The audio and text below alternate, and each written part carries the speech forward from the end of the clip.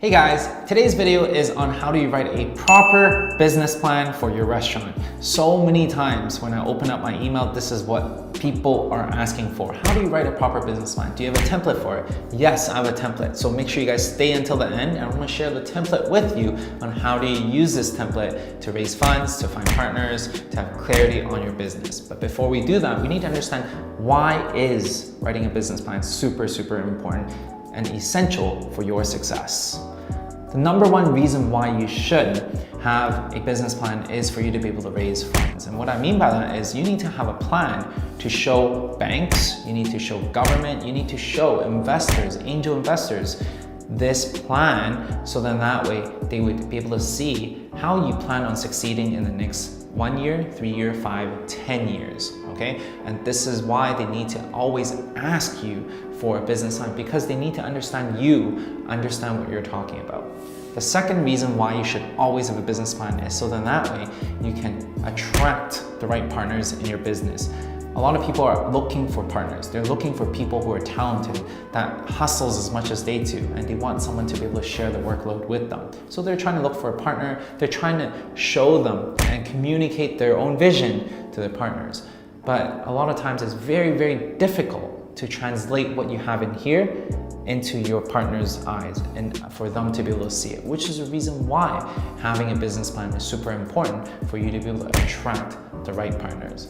And lastly, it is to have clarity for your business. So many people get into business without writing a business plan. And what does that do? It exposes them to what they don't know. And what that means is that you would end up getting and hitting all these pitfalls which can be avoided if only you plan for it, if only you watched this video and did the work. We talked about why we need a business plan and why it's essential for your success. Now we're going to be talking about how you're going to write that business plan so that now you can raise your funds, you can find the right partners, and have clarity for your business. Let's dive right in. Hey guys, just a side note before we talk about the different elements. Everything that I'm sharing with you are just basic elements that is essential for your business plan. They are not, I repeat, they're not the only type of things that we want to consider. The terminology might be different depending on where you are, which country you're in, which is the reason why I only use this as a reference and tailor it specifically to your area and your needs, okay? So the first element that you should definitely consider is concept. And what I mean by concept is, what concept are you trying to bring to the world? What concept are you trying to offer your customers? In this video, we talk about the 4 different types of concepts for your business, and you should be able to identify the type of business and the type of concept that you're trying to bring to the world and what problem it solves in the marketplace and why you are the one that is going to solve this problem, why you are uniquely capable of solving this problem, and why your customers should be buying from you. This concept is super important and it should be only a page long, and it cuts right to the chase, because when your investors, when your partners are reading this, they only have, I would say, 2-3 minutes to be able to capture their attention. So if your concept is like a 10-page long essay, they're not going to read it. It's going to be boring. So you just need to identify where you see an opportunity, why you're suitable, and how you're going to be able to fulfill and close that gap. So for example, if I were to rewrite the business plan for 720 Sweets, our ice cream shop, we would identify this as a fast-paced food concept. Something that requires minimal investment because we don't need structural changes. We don't need to install a hooded fan, which is something that a full-scale restaurant would need. Ours is like a 500 square feet, small little place that requires minimal investment for it to be up and running. That itself may be suitable for one investor, might not be suitable for another investor because of the potential revenue that it can bring. Now, to build on the concept, what problem am I trying to solve? Well, with 720 Sweets, we are located at an area that does not have a lot of novel place to hang out for younger adults, which is the reason why we created our shop in this particular area, so then that way we can fulfill that gap. And why is it that we have the ability to solve this problem? It is because of my background from being able to travel across Asia, seeing different recipes and seeing different presentations and bringing it back to Vancouver, bringing it back to this location to offer it to the world, to offer it to university kids who find this stuff very intriguing and find it very appealing for them to consume. So this is what I would write if I were to redo this business plan. The second element that you need in your business plan is your sample menu. Your sample menu should consist of things that you propose to serve your customers. And why is that the case? Why is it that you're offering this specific item? What need does it fulfill? And what cost does it take, and how much are you planning to retail it for? And you're gonna build this whole menu out, so then that way you have an idea and you can understand what type of offering that you're serving your customer and what needs you're fulfilling. And by you doing that, you have a very clear idea whether this menu is gonna work or not, because with this menu, you can actually go out there and survey people that are around the block, survey whether this would fit their profile, survey whether this is something they need and want, and if is this something that they want. And then you can also include the cost of the item and how much you plan on retailing it for. So then that way you can see what margins you can hit. In this video, we talk about the golden metrics of how you want to plan out your numbers. So at the end of the day, it is super important for us to even propose a menu, because without proposing a menu, we wouldn't know the numbers. We wouldn't know whether our customers want it. For 720 Sweets, our ice cream shop, we actually went out to survey people around our area 3 months before we opened. We actually asked them what kind of flavor they're looking for. We actually asked them how much they're spending. And we actually went around our neighborhood to see the different types of dessert shops and how much they're charging. And in turn, we're able to put everything that we've learned and compiled it and put it into our proposed menu based upon the research that we have done in our neighborhood. So if you're gonna start up in a restaurant or food and beverage, you definitely need a sample menu. The third element that you need in your business plan is your management team. And what I mean by that is, what is the background of your management team, of your partners? Your banks, the people that you raise funds from, they would wanna know what makes you guys different, what kind of resources you have, what are some of your backgrounds, which is a reason why you would need to identify your background specifically. So for example, my partner, Tim, he is running one of the biggest wholesaler for bubble tea supplies in Western Canada. So when we put his name down and we showed his background, it instantly adds credibility to the banks that we're raising funds from, or if we're raising funds from angels or just venture capitalists, it becomes a really big selling point because we have a supplier who is part of our partner team, who's part of us. And in turn, we know, and people who are reading this knows that you have the background and the ability and the resources that a lot of other people don't have. So for you, if you don't have much background, it is still okay, and you still need to try your best to write down what is it that makes you different. What is it that makes you have a competitive edge, and you're trying to wow them, because the more they get wowed, the more money and the more chances that you're gonna be approved for your loan, or the more chances that you're gonna be able to attract the right team and the right talent. Once again, for 720 Sweets, our background, I've been doing business for the last 10 years. I put that in there. I put all my awards in there as well, because I wanna be able to showcase and flex in front of them and show them that I know what I'm doing. I also put my partner, Tim, who has been running the biggest wholesaler in Western Canada in there as well, which adds a lot of credibility to our investors, to the partners that we're trying to partner with.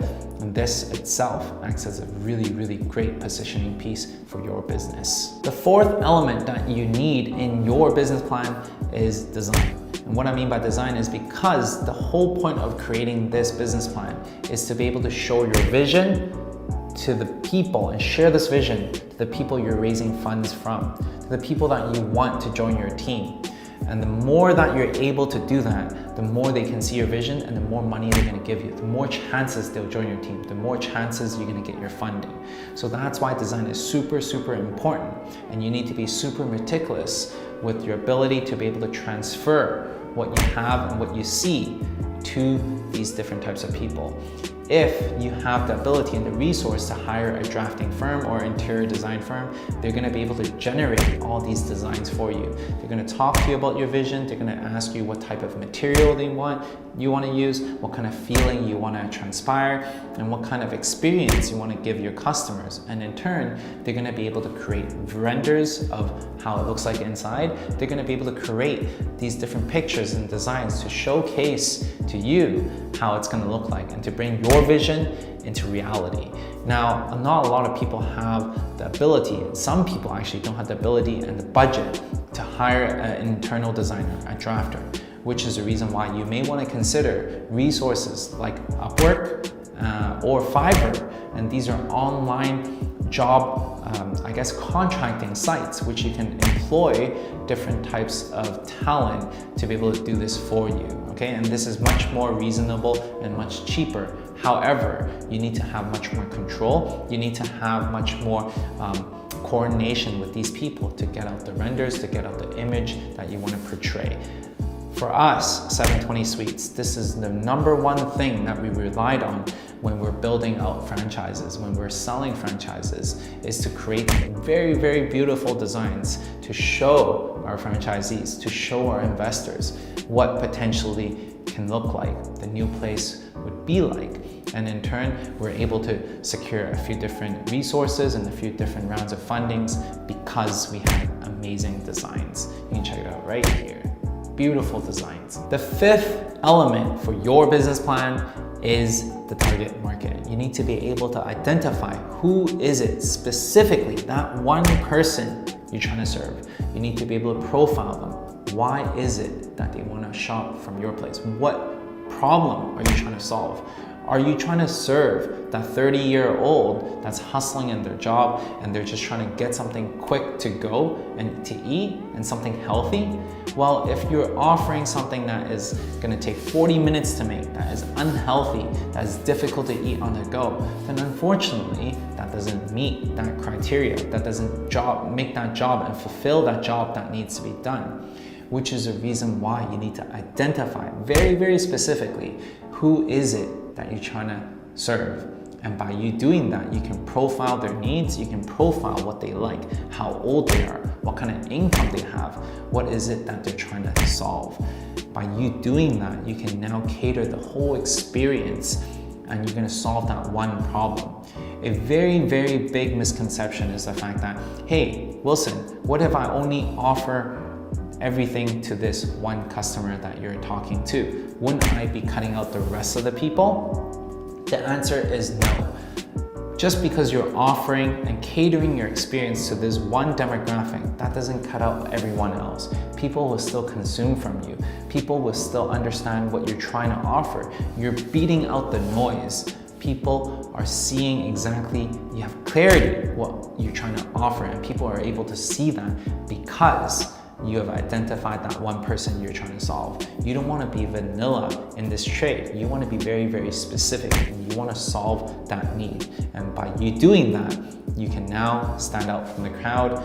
And that's the reason why you need to identify your target demographic. So for example, with 720 Sweets, I always say this with all my other videos.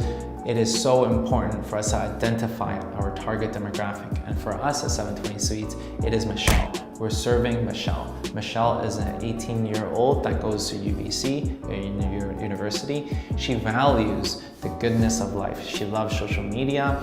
She loves experiencing the world, and she has a purpose to what she wants to do in life. Her disposable income is around $8,000 to $10,000, and she's in her second year of university. She loves experiencing food with her friends, and she loves innovative items, trendy items. And that's our target demographic, exactly who I just profiled. And by us doing that, we're actually able to attract a bunch of Michelles to purchase from us. And in turn, we were able to gain a lot of tractions because we're so specific with the experience that we're trying to deliver. So for your food and beverage concept, identify the target demographic. The next element of your business plan is the location. You have to identify the type of location that is the most suitable for your food concept. And why is that the case? There's a big difference with a destination location versus a high traffic location. And this is what I talk about in this video, okay? The difference in the two is the number of people that walk by and also the rent, which is something that you should definitely consider when choosing a location for your concept. A lot of people don't include this because they're like, hey, you know what, I'll just walk around and choose any type of location that fits, that has a lot of people.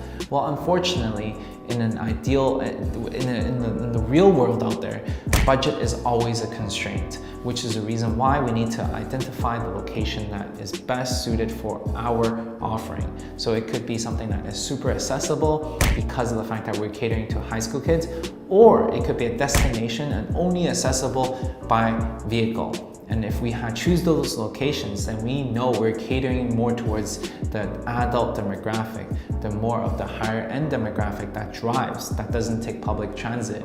We need to identify the location of the type of crime rate. How much is crime that is happening around that area? Would it scare off our potential customers? And the more specific that we can identify the location, the easier it is for the people that are reading it to understand the concept that you're trying to bring to the world. Because if it's confusing, then most likely you're not going to get your funding. Most likely you're not going to get that partner. By you identifying specifically the location and the characteristics of this location, you have now been able to bring that vision one step closer to reality. And that's the reason why with 720 Sweets, we've chosen a location which is 15 minutes away from the university by bus. And on top of that, our location is actually right in front of a bus stop. Location is around 400 to 500 square feet, which makes it super affordable for rent. And around our area, there is a lot of food establishment, but not a lot of dessert. That's the reason why we chose that location, and we have identified specifically that location even before we found that location. So for your concept, make sure you're very specific with what you're looking for and put that into your business plan. The next element to consider in your business plan is a SWOT analysis. I know a lot of people talk about SWOT analysis and it may seem like a cliche. However, it is super important for us to put the SWOT analysis down because we do not want to be blindsided. We don't want to have any exposure. So what is SWOT analysis for some? SWOT analysis stands for strength, weakness, opportunity, and threats. Now, what do they mean? Well, strength-wise, what is it that your company has strength over other people? Do you have a partner that is supplying ingredients to you, which ensures that your cost of goods sold are always at cost and super low? Or have you been studying the vegan industry for the last 10 years and you have this crazy recipe that no one has? These are your strengths that you have over your competitors. You need to identify that. Another example for weakness. What makes you weaker than other competitors? For example, you could be offering a vegan recipe to the world. However, is vegan super popular out in the marketplace? It might not be the mainstream item that people are ordering. So that really limits your type of people that is attracted to your business, and it limits your potential for revenue because your offering is also limited to a certain amount of customer demographic. Just because it is a weakness doesn't mean you should take that away from your plan. Your investors, your partners should know that you are living in the real world, that you understand what your weaknesses are. And just because you have weakness doesn't mean that you're weak. It just means that it's something to be aware of, okay? Opportunity. So what is an opportunity in the food market nowadays? Well, for example, if you're offering vegan, you can tell people and you can show people that, you know what, consumption of vegan items are on a rise like this. This also can become your opportunity because you're in the forefront of a trend that's picking up like crazy. So that becomes an opportunity for what you're trying to offer. And threats. What are some of the threats? If you're in an industry that is going down, if you're offering like fatty foods that's super unhealthy, that becomes a threat in the marketplace because the trend is going towards healthy offerings. So these are some of the items that you want to consider when you're creating your SWOT analysis. The more thorough and the more descriptive they are, the better, because it shows your investors that you are very analytical and that you're considering the whole perspective and that you don't leave anything unturned. And in turn, shows that you're much more sophisticated, and it shows that you're much more prepared to handle what is to come. The next element to consider in your business plan is marketing. How do you plan on bringing your brand, your offering to the market? Do you plan on partnering up with food delivery services, or do you plan on collaborating with different clubs and offering them discounts for them to bring in loads of people into your restaurant?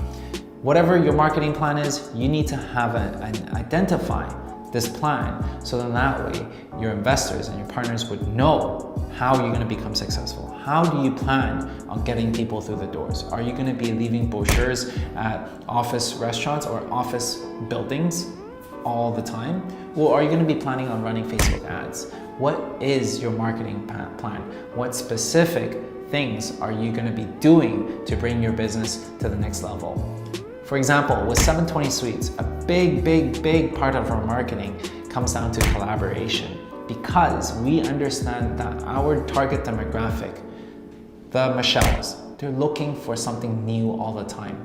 They want to be the first ones to show their friends, to tell their friends the latest trends, which is the reason why collaboration with new companies all the time allows them to tell their friends, allows them to show their friends all the good stuff that's happening, and in turn allows our brand to be exposed to them over and over again. Some of the collaborations that we did, just the latest one is with Nespresso. This became such a big talking point with our customers because this really hits into what they're needing.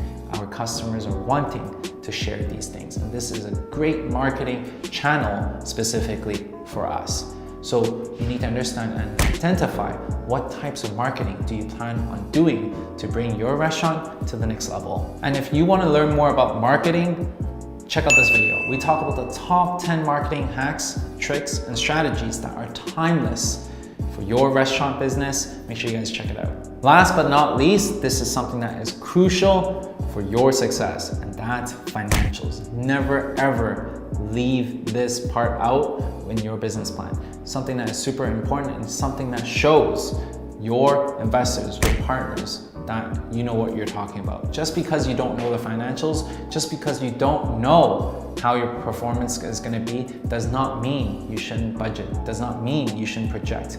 The more different line items you can account for, and the more you can actually project, the more thorough you are, the better it is for you to be able to raise funds, the easier it is for you to be able to justify that. Now, how do you even come up with numbers to project when you even haven't opened up your restaurant? Sometimes we could become very optimistic, sometimes we're very pessimistic. So where are we able to draw these numbers from? And the answer is in survey and doing your homework. Now, what do you mean by that? Well, if you are opening up a restaurant and you don't know any of the numbers, you don't know how it's going to perform, then go to your neighbor's restaurant, go to them and actually sit there with a clicker. Every time someone walks in, you click and you count how many people are walking in. And every time people order, see what they're offering, see what they are ordering, and jot down how much that item is. Jot down, are they ordering a drink with it? Are they ordering dessert? And after you've done that multiple times, now you can get an average of how much revenue that this place is generating on an hourly basis. Go in the morning, go at lunch, go drink dinner, go during a weekday, go during a weekend. Now you have a very clear idea how they're performing on a weekly basis. Now from that, you can project that if and when you can perform as well as this company and as well as this restaurant, then your numbers would look like that. And use those projections into your own projections. And with that projection, you can now project how you're going to be doing in the first year, the next 3 years, and the next 5 years. Once again, this is all projections, does not mean that you need to have these numbers before you can project them.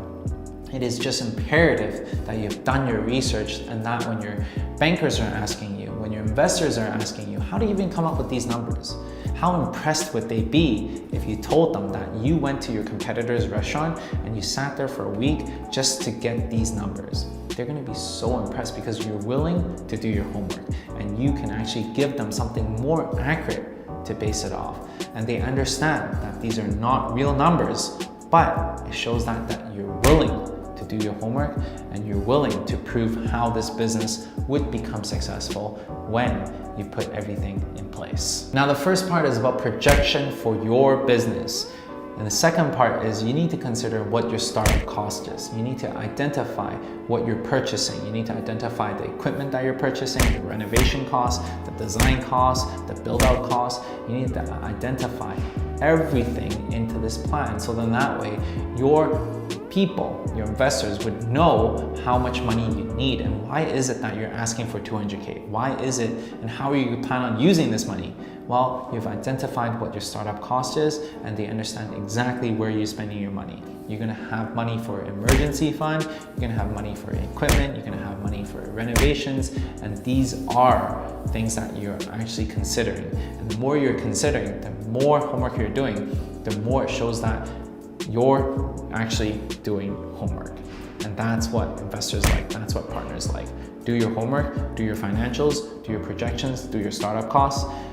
That's gonna be able to allow you to raise funds, find partners, and have clarity in your own business. And as a side note, if you're still super confused on how do you do your projections, another resource is to ask your accountant for templates. Ask your accountants on what are some of the costs to consider. If your accountants are not that helpful, then ask your peers. Ask other entrepreneurs who are in the trade and ask them how their numbers are looking like.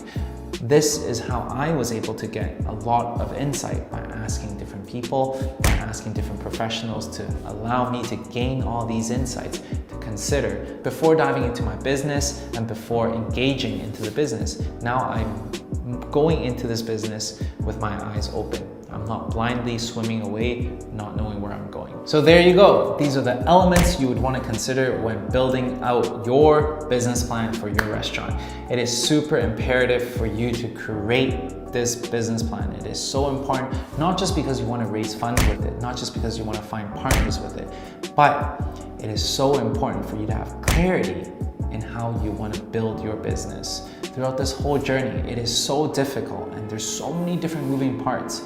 If you don't have anything to reference back, to see what you envision and what you have planned out right from the beginning, you're gonna get lost throughout the way and it's gonna be very tough for you to backtrack.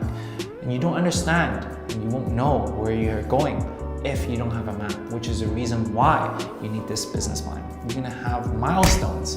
You're gonna have identified what you're trying to create right from the get-go, and to have that clarity is gonna be priceless for your own experience. Nonetheless, I really hope you've enjoyed this video. If you wanna learn more about how to build a successful food and beverage restaurant, make sure you check out the link below, because that's where I put everything that I've learned in the last 10 years in this business all into a course, and hopefully you can be able to find it useful. If you're not ready, completely fine as well. Smash the like button, continue to subscribe for weekly videos and resources on how do you build a successful food and beverage restaurant. Until then, I'll see you next week.